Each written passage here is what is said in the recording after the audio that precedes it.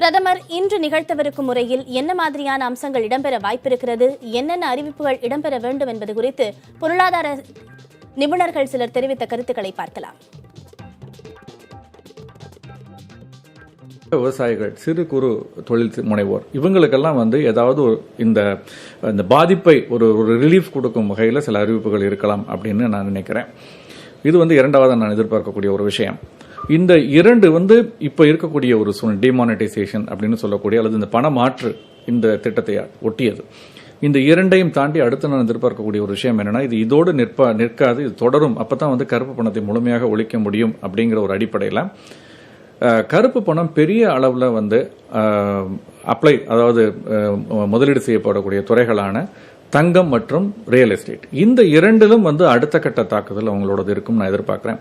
உடனடியாக வங்கி பணத்தை எடுப்பதற்கான கட்டுப்பாடுகள் நீக்கப்பட வேண்டும். தொழில் முனைவோருக்கு நிவாரணம் அளிக்கப்பட வேண்டும். விவசாயிகளுக்கு கடன் ரத்து செய்யப்பட வேண்டும். இன்னும் ஏராளமான அரசு மாநிலங்கள் பாதிக்கப்பட்டிருக்கு, கூட்டுறவு வங்கிகள் பாதிக்கப்பட்டிருக்கு. மாநிலங்களுக்கு நட்டஈடு, கூட்டுறவு வங்கிகளுக்கு முக்கியமான உதவிகள் செய்ய வேண்டியிருக்கு. அவங்க பண பரிமாற்றத்தில் ஈடுபடலாங்கிற ஒரு நிலைமை கொண்டு வேண்டியிருக்கு. அவங்க தான் ஏராளமான சிறு கடன்களை கொடுத்துக்கிட்டு இருக்கிறாங்க. அப்போது மாநிலங்களுக்கு நிவாரணம், கூட்டுறவு வங்கிகளுக்கு உதவி என்ற வகையில் பல நடவடிக்கைகள் அரசாங்கம் எடுக்கணும். சிறு வியாபாரிகளும் சாதாரண மக்களும் பணம் எடுக்க முடியாமல் மிக அதிகமாக சிரமப்பட்டு கொண்டிருக்கிறார்கள். இந்த கட்டுப்பாடுகள் 50 நாட்கள் என்று பிரதமரே சொல்லியிருக்கிறார். நடுவில் அதை அவர் மாற்றி சொல்லவில்லை. வெவ்வேறு அறிவிப்புகள் கருப்பு பணத்தை கட்டுப்படுத்த வந்திருக்கிறது.